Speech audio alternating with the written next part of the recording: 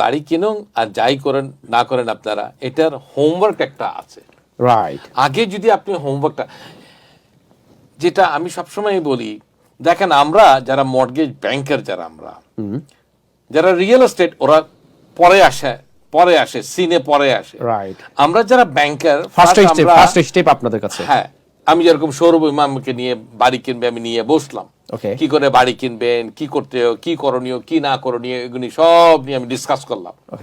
আপনাকে একটা pre approval দিলাম, আপনি সে প্রি অ্যাপ্রুভাল নিয়ে আপনি রিয়েল এস্টেট এজেন্টের কাছে গেলেন, সেটা হলো সেকেন্ডারি।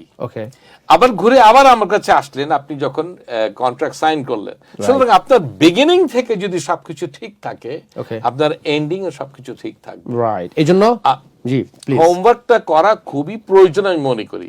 রাইট। যারা হোমওয়ার্ক, অনেকেই আমাকে কল করেন, ফাহিম সাহেব আমি তো এরকম আপনার রেট কি আছে আপনি বলেন।